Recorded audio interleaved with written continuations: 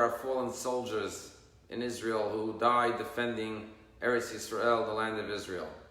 Tomorrow night and Wednesday is Yom HaZikaron, Israel's Independence Day.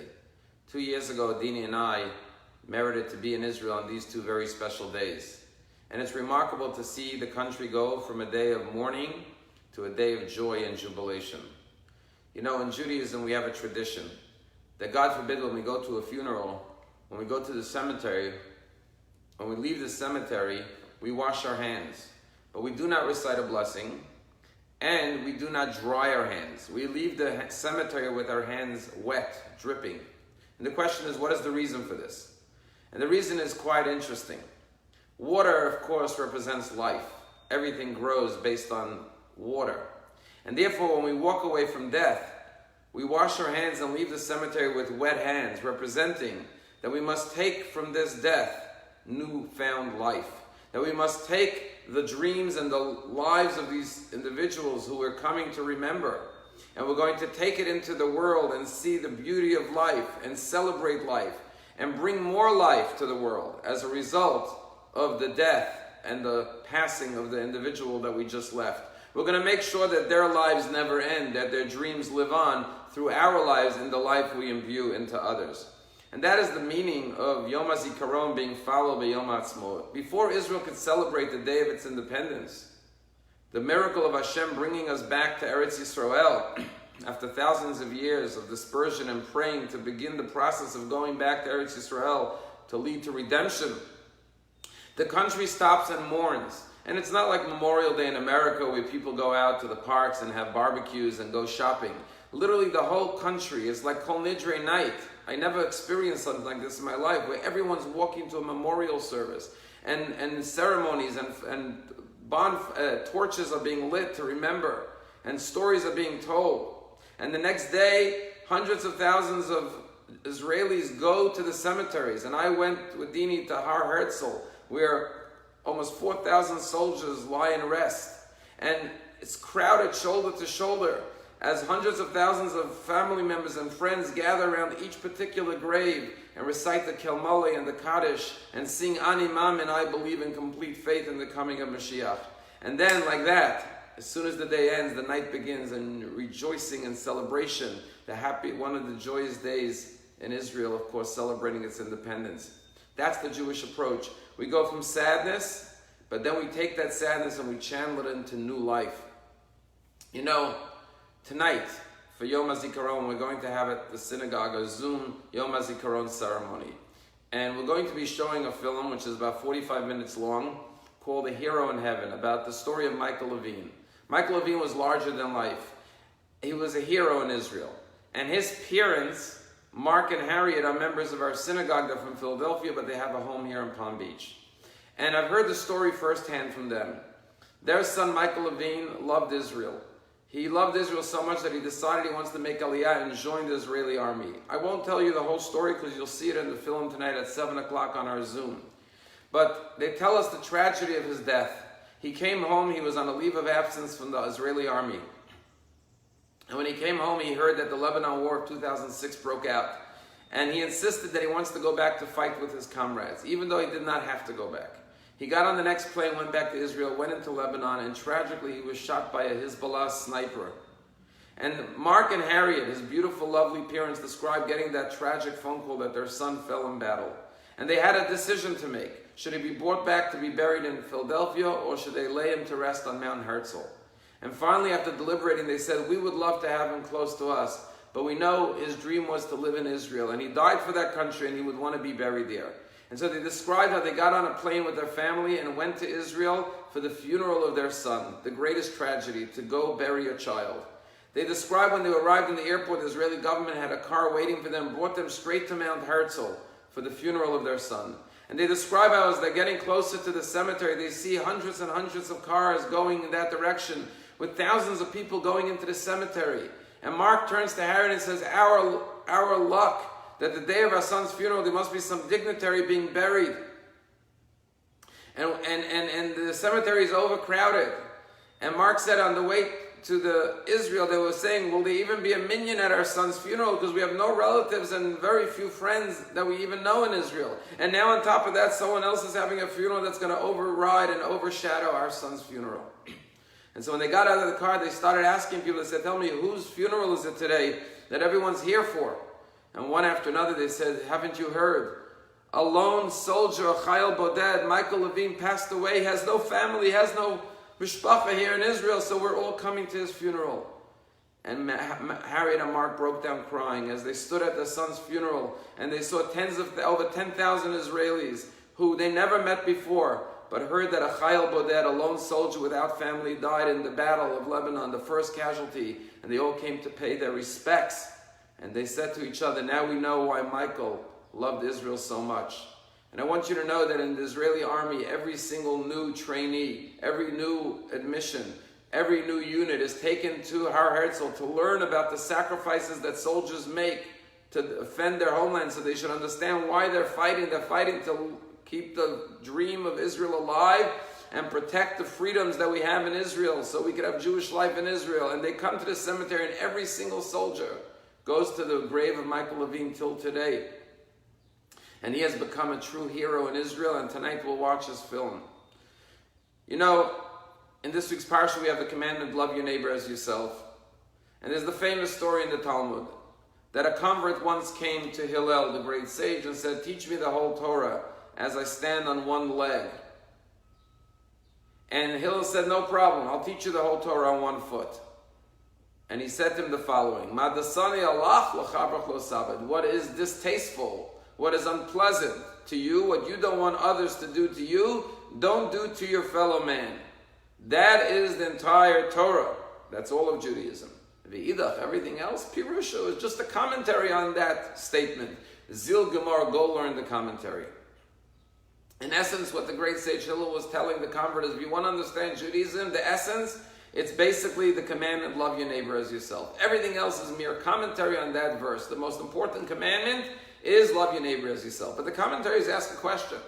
Why did Hillel put it in the negative? What you don't want others to do to you, don't do to others. He should have just said, love your neighbor as yourself. Quote the verse directly. Why did he put it in the negative? And here we have a very profound lesson in life. You know, in life we don't always realize, but anytime you say yes to something, at the same time, simultaneously, you're saying no to something else. If you're only saying yes to something without saying no to something else, you're not really saying yes. So, for example, if you say, yes, I will marry you, so at that very moment you're saying, I will not be with any other woman. But if you think you're saying yes to this woman or to this man, but I'm also going to have other men and women in my life, you really didn't say yes to that person. Yes means no to everyone else. The minute you get married, you're forbidden to any other person. You have to be willing to make the sacrifice of saying no in order to really say yes. Same thing is true with Judaism. If you're going to say yes to fulfill the commandments of the Torah, you have to be willing to also observe the negative commandments, what you're not allowed to do. You can't just celebrate the positive aspects of Judaism. You have to also adhere to the restrictions and the laws, the moral, ethical, and spiritual guidelines of what you're not allowed to do. Imagine a person says, yes, I want to live a healthy life. I'm going to exercise. I'm going to, eat healthy foods. But I don't want to give up all the unhealthy foods. I still want to eat, fattening foods and unhealthy foods.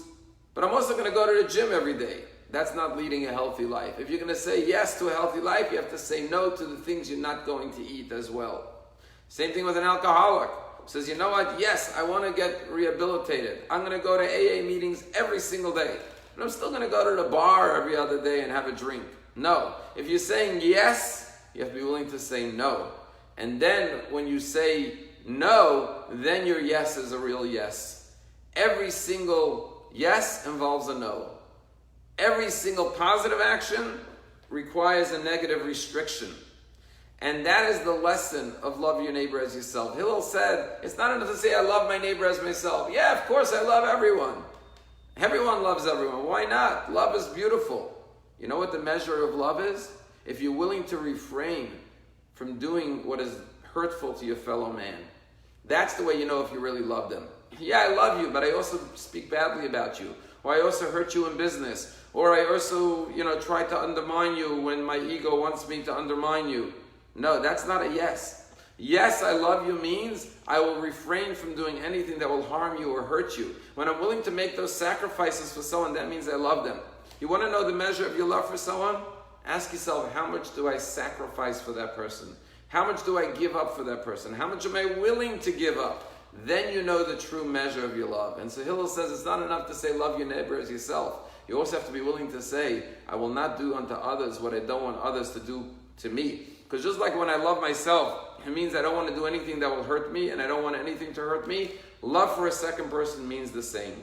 We all love the Jewish people. We all love Israel. Which Jew doesn't? But those soldiers who laid down their life, they not only said we love Israel, they said we're willing to make a sacrifice for Israel. And not just any sacrifice. They literally gave up their whole lives. And what's the lesson for us? We stand humble before these soldiers, before the Michael Levines of the world. And we say, if we have the merit to live in Israel and to see the beauty and the glory of Israel and celebrate Israel, we have a debt of gratitude to you. And just like you made the ultimate sacrifice, we will make some sacrifice for the Jewish people, for Eretz Yisrael.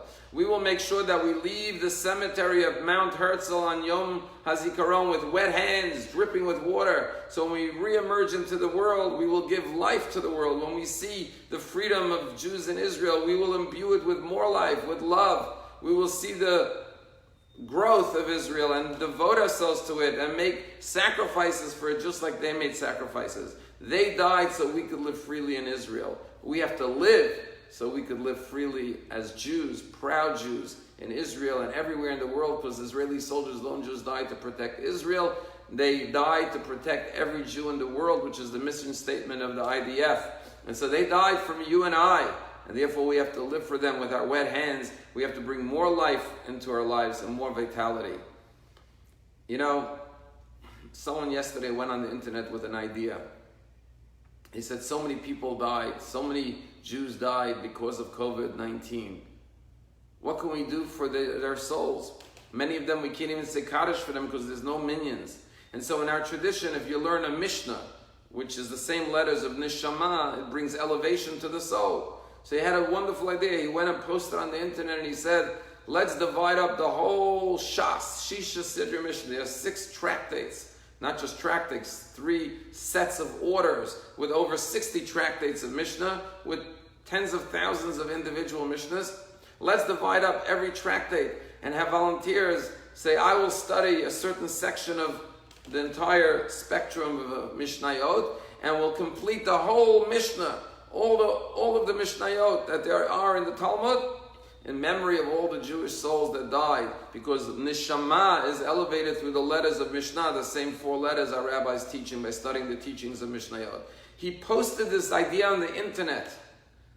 Within 8 hours, every single Mishnah in the entire Talmud was spoken for, and a second cycle began. That's Jews yearning to do something, saying these poor souls died because of COVID-19.